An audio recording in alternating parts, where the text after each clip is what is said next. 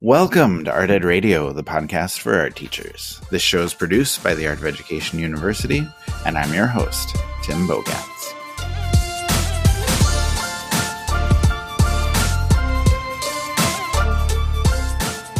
All right, I don't know if we want to say this is an emergency podcast, but we had big news in pop culture and art history last week, and we thought we had to talk about all this.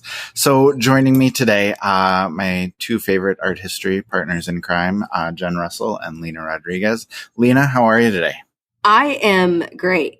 I made it. I am here, and I'm excited to talk. Good. And Jenn, how are you? I am good. I am great. I am so pumped to talk about my Lord and Savior Beyonce. So I am ready, y'all. I don't even think you understand. All right, it's going to be good. So those of you that were not aware of this, those of you that are not sure what we're talking about, I'm going to set the stage for everything that's going on. So last Monday, Beyonce and Jay-Z appeared in an ad for Tiffany's that first appeared online. They're looking good because the Carters always look good. And Beyonce is wearing some just absolutely gigantic diamond because, you know, it's an ad for Tiffany's. The big news, though, the thing that kind of grabbed my attention was in the background of this photo shoot, in the background of this ad, was a giant painting from Jean-Michel Basquiat that pretty much no one has seen before. The painting is titled Equals Pi. It was done in 1982. It's undoubtedly a Basquiat. You know it as soon as you see it. You know it's a Basquiat immediately because of his use of text, the skulls, his signature crowns that appear all the time in his work. And the reason we haven't seen it before is because it's been in private collections up until now. And Tiffany's decided to purchase this painting for the ad campaign. Now, this might be because of Basquiat's use of kind of a robin's egg blue that is throughout the entire work almost. It's kind of reminiscent of Tiffany's famous blue. And Tiffany's seemed to want this painting because they think Basquiat had Tiffany's in mind when he created the work. And Alexander Arnault, which I've seen in different places, I'm not sure his exact job, but he was listed as VP. And he said, "We know that Basquiat loved New York and that he loved luxury and he loved jewelry. My guess is that the color is not by chance. The color is so specific that it has to be some kind of homage."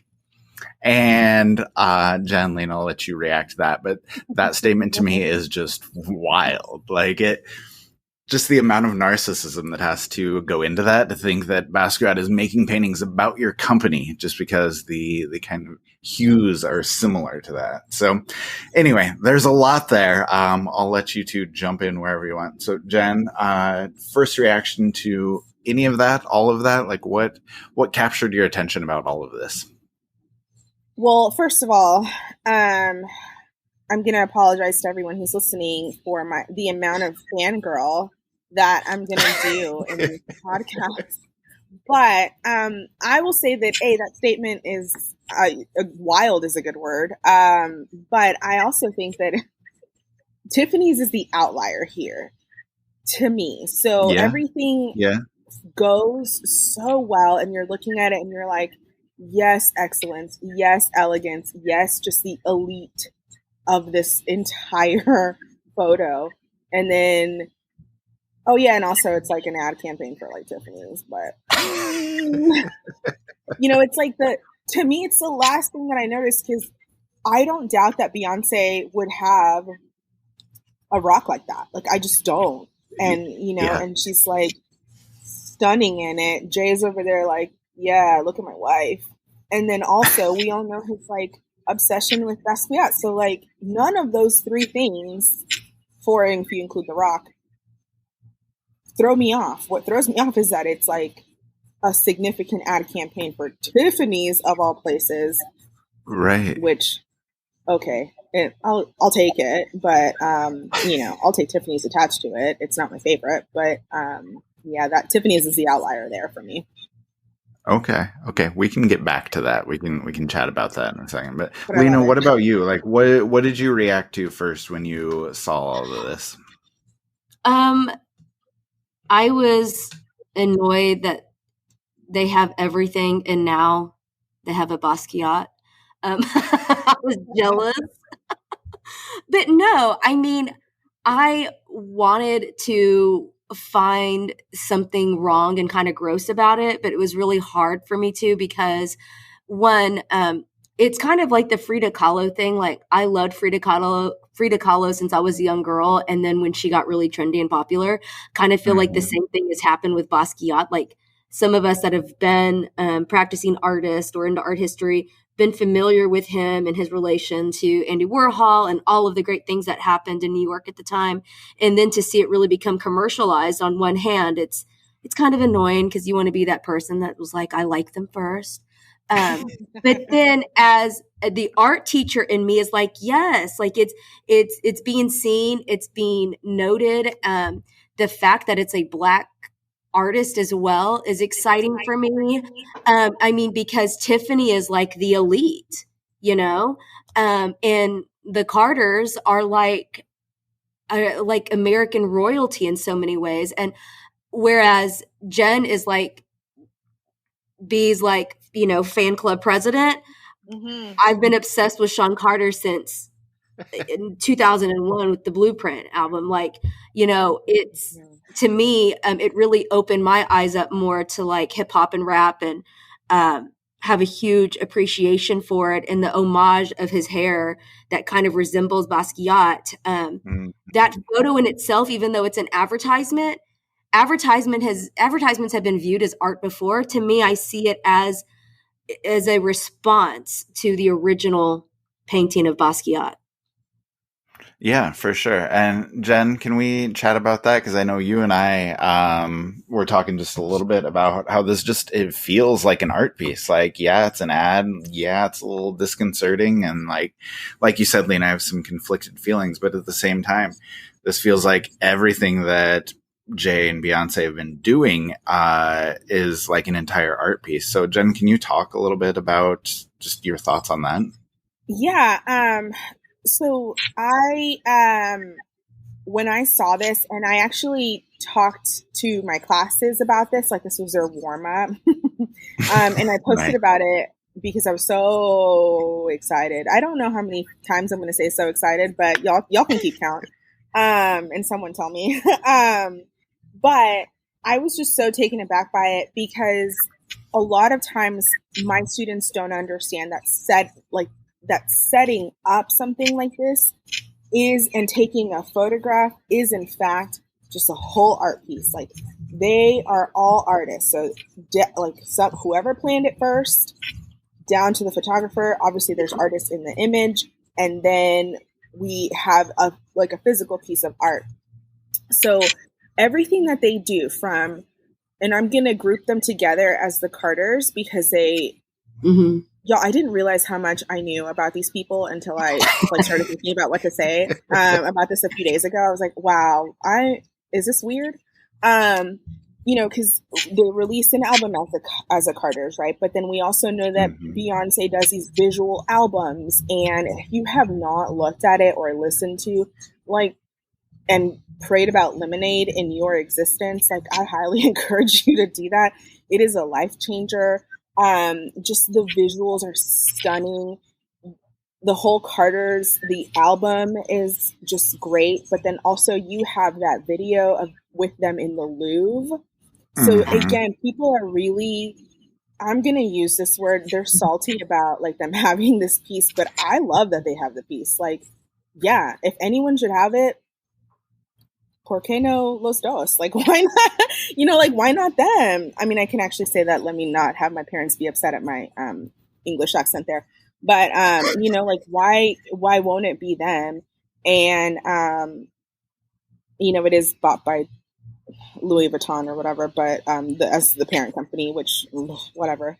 But everything that they do has so much thought to it. They don't just lend their name to anything. You know, and he says it in that specific video. He says, I said no to the Super Bowl. You need me. I don't need you. And that's like one of the greatest things for me is that they do things so intentionally. They do visuals so intentionally. And that this is such an intentional move on the both of them to attach their name to this company. that to me, all of it is art. Like the photograph itself should be in a museum, and it shall be in the museum in my classroom. I will tell you, we'll say that. But yeah, so it's so intentional. Yeah, I think that's a good thing, and they are intentional about everything they do. The photographer, I think his name is Mason Poole. Beyonce's worked with him a bunch before, but they brought him back for this, and so, like you said, like everything has so much thought to it. So, Lena, what about you? Like, do your kids respond well to Jay-Z and Beyonce, what they're doing? Like, do you think there's going to be more interest in Basquiat because they're seeing this here? Oh, definitely. You know, like Jenn, I talked to my AP or my my juniors yesterday about it. And first of all, if anything offends me in any of this process is that whenever I dropped the name Sean Carter, they had no idea who I was talking about. Oh, that's rough. That hurts because that makes me feel old personally. It's like how you wore a Jay-Z shirt like, how do you not know? But anyway, that's a whole other thing. I explained the situation to them and also explained that this isn't their first. I mean, I had to do some Googling, and the Carters bought their first Basquiat like in 2013. Okay. Mm-hmm. And I was aware of who Basquiat was. A lot of us were, but this newer generation that's really embraced him, they didn't. So it's kind of like they were kind of supporting and saw a visual interest and love for this man's artwork long before. And, you know, we know Sean Carter or Jay-Z, for my students who will be listening, Jay-Z's connection and love for all things New York. Mm-hmm. So there's a kindredship there. I could see, you know, they're from the same place, from the same area. When I talked to my students about it, they were kind of like indifferent to it. They're like, they can do it. Like it's their art. Like, why, you know, what's the big deal with it? And then I started playing devil's advocate with them. I said, okay, what if I told you, because I had the image pulled up. Okay, so what if I told you that the original background color of this was like a muted yellow and they changed the color to turquoise to match the ad? And then honestly, tables started to flip. So they were really upset about that. So what the conclusion was for a lot of my students was that when an artist makes an artwork, they may have these amazing deep-rooted intentions of how they want that art to be seen and heard and used. But once that piece is no longer in the possession of that artist and that artist is no longer around, part of the art is the journey it goes through. And this journey just happened to end up in a Tiffany & Company ad. And now millions of people who would have never seen it before because it was originally part of a private collection now get to see it. And honestly, I've never really seen him use that color before. So it was like kind of shocking to see like, wow, like you've seen it in little bits and pieces, but with that background, like how expansive it was. So they were kind of like me. They were like, well, it's exposing more people to art, you know, and they love Beyonce, even if they don't know who Sean Carter is. I have a problem with. Yeah. Well, and I think part of what you said there is why I'm feeling so conflicted about it. Like I feel weird about it being in an ad. And I think part of that feeling comes from just knowing Basquiat, what he was interested in. Like he's very like, I don't know if I want to say anti-capitalist, but like definitely anti-consumerism. Mm-hmm. And so it's weird to see his stuff being used for such a high profile ad. But at the same time, like, I don't want to begrudge his family for getting their money. Like, you know, go for it. That's, you do what you need to do. And then at the same time, like you said, it's opening up a lot of eyes and introducing a lot more people to Basquiat, which is never a bad thing. Jenn, let me circle back here because when Lena said my students really didn't care, you almost fell out of your chair. And so I just can't. Are you saying your students cared a little bit more? Or you're just shocked that Lena's students don't? I'm shocked because I mean, besides the fact that I'm really obnoxious with my love of certain people, again, my Lord and Savior Beyonce being one of them. Because y'all, if y'all don't know, and you can't hear by the y'all, I'm from Texas, specifically from Houston, Texas, and again, that is the Mecca for my Lord and Savior Beyonce. And Sean Carter, which I'm going to continue to use that name so that y'all learn it. Thank you. Learn it. Is from Brooklyn. And so whenever you hear them reference like BK and then, but also Beyonce Knowles and then Houston and all that stuff, right? It's calls to my soul. So anyway, so I have a giant Houston flag in my room. There's like a Beyonce poster in my room. Like, so my kids know we're pretty much related. And when I showed them this, they were like, yes, but like, I just have a whole hive in my classroom. But they were, and I jokingly said Beyonce and that dude she married, because she is just such a standout there. Again, the amount of fangirl, y'all, that's happening. But my kids were just really about it. And they were like, and I even had a kid, and I don't know, my room is notorious for like anything goes. It's kind of like Wild Westy style. I mean, we still follow directions, you guys.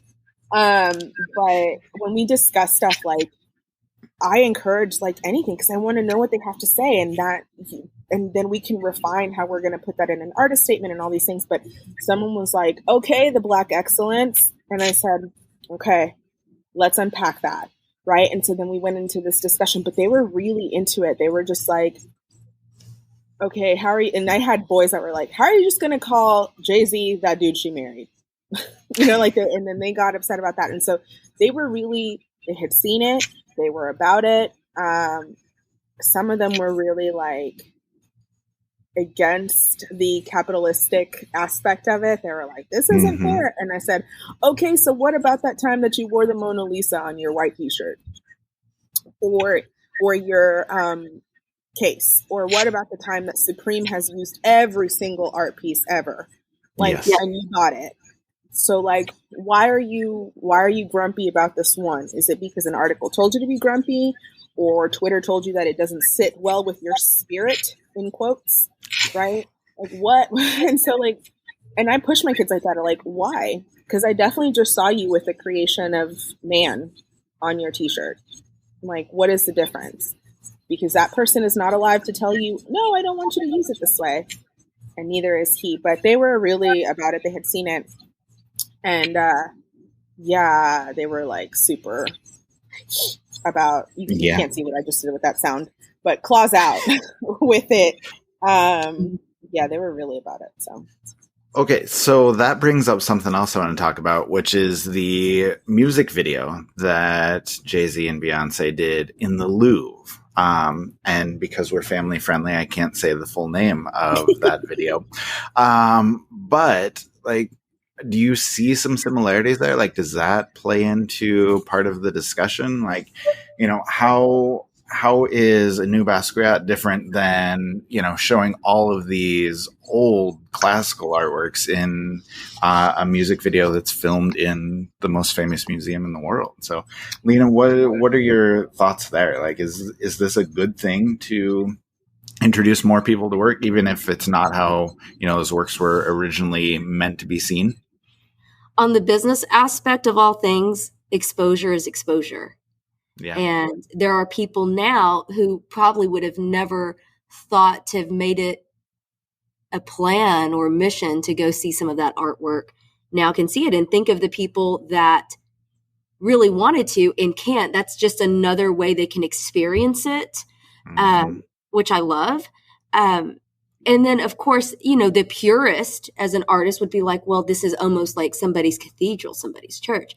But I don't think that's really what art is about. You know, it's all about taking it in and letting it affect you in whichever way you want. And honestly, I always tell my students, good art causes a reaction. And sometimes that reaction is, that's gross, I can't stand it. But you still reacted. So you got pulled into it and it made you feel something. It stirred something inside of you. So I see a lot of what they do. And this is honestly what I love about some of the more mainstream stuff, like people are really taking an approach in artistry with some of their videos, whereas kind of whenever I was growing up, it was like somebody's basement and, it was still kind of cool. Like when MTV was like still showing videos, but over the years, they've turned into works of art.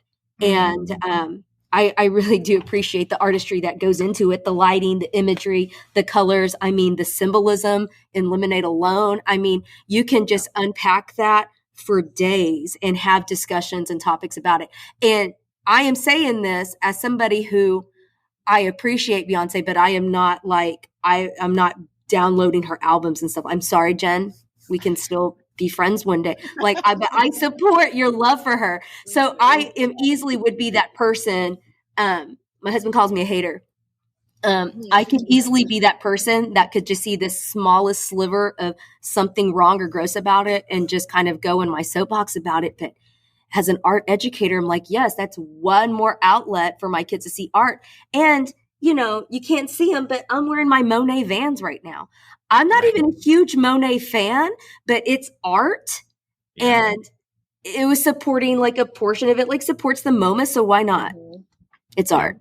Share it. That's good. I was going to say, I love that music video.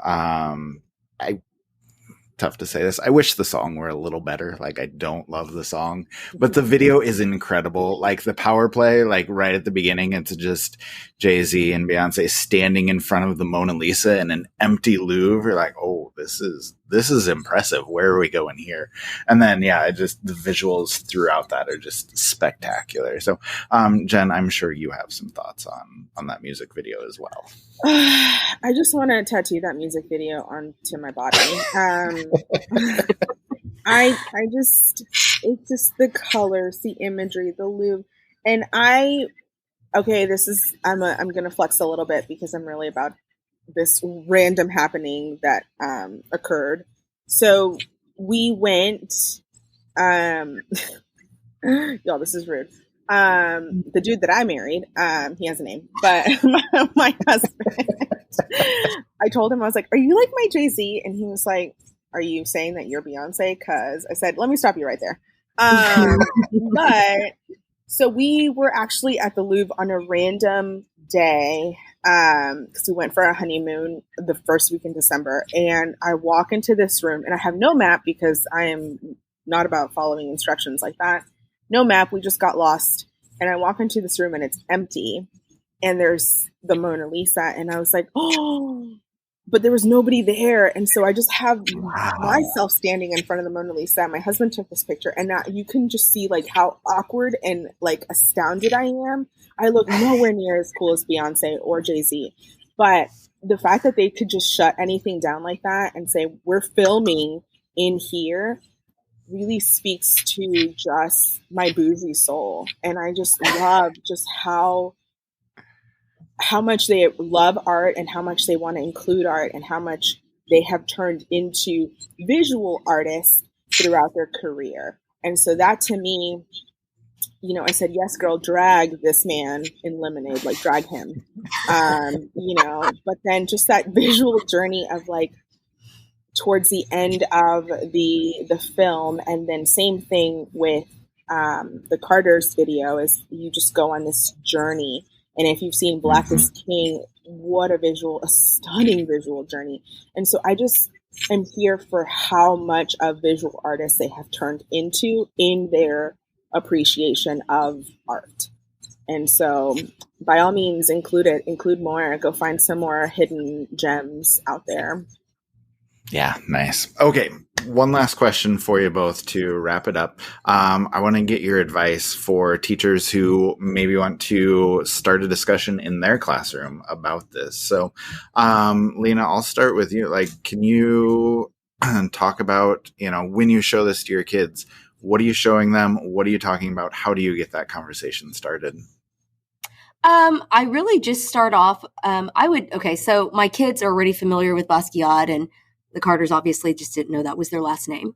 But I guess, I just kind of started talking to them about like, hey, did y'all see this ad? And believe it or not, a good portion of my students didn't, which I could give some background information on how my students are very different than your average high school student. They can tell you what's going on in Afghanistan. They can tell you what's going on, like all these places in the world. They can tell you what's going on at the border. And so whenever I brought it up to them, they were kind of familiar with the situation, but not really immersed. And I just really started off by showing them the image, because I think it's really important to just show them that image and get their reaction without any context, without any background information, because a lot of times that muddies what our authentic reaction and appreciation for something is. Because I could see some people like amping them up, like, okay, I'm going to show you something that's going to disgust you, and it's a piece of artwork, and they're commercializing it. So then you pull it up, and their impressionable minds are going to be like, rah, pitchforks, and let's go after them, and and so I just kind of gave them some background information, showed them a little bit of background, not a lot, show them the image and just kind of get their reaction for it. And I think that's why a lot of my kids were pretty docile about it. They're like, it's art. It's a photograph. It's not the end of the world. It's people are going to get to see it. And so I really did, a simple less is best approach to introduce it. And then, once they formulated what their thoughts on it, then you can kind of share some information. It's a really great segue about Basquiat and in art during that time, and the AIDS epidemic and everything that was going on, and his relationship with Andy Warhol in the warehouse. And I mean, you can unpack so much with just that piece, just that photograph.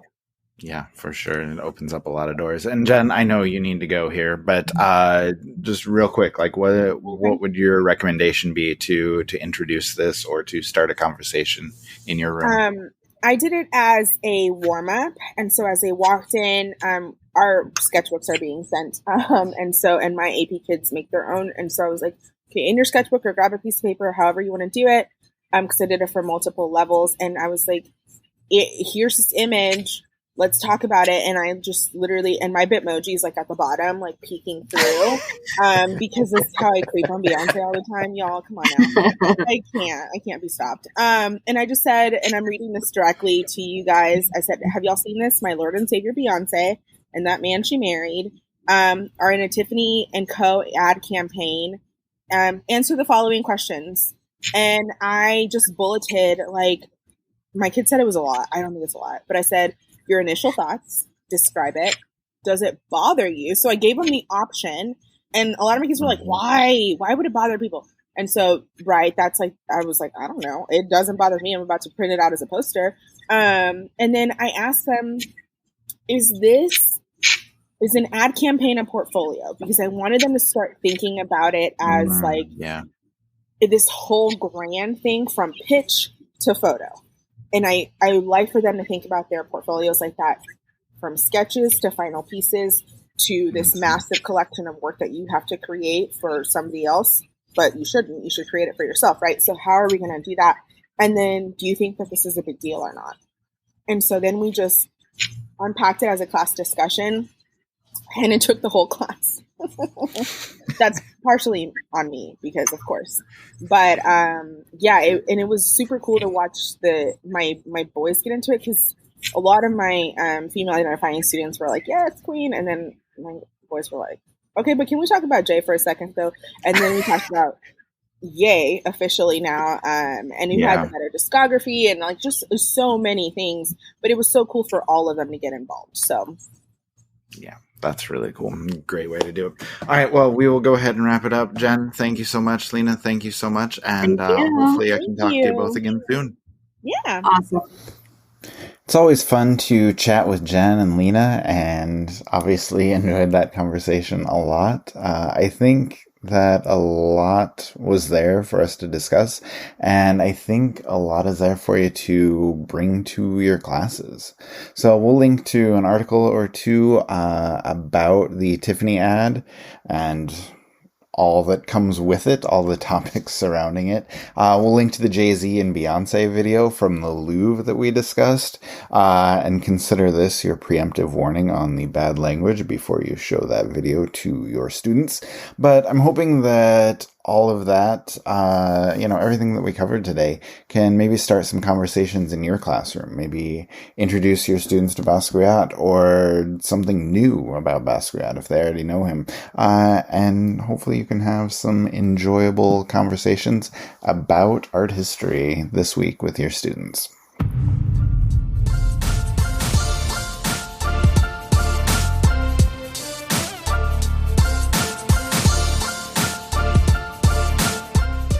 Art Ed Radio is produced by the Art of Education University with audio engineering by Michael Crocker. Thank you, as always, for listening, and we will talk to you next week.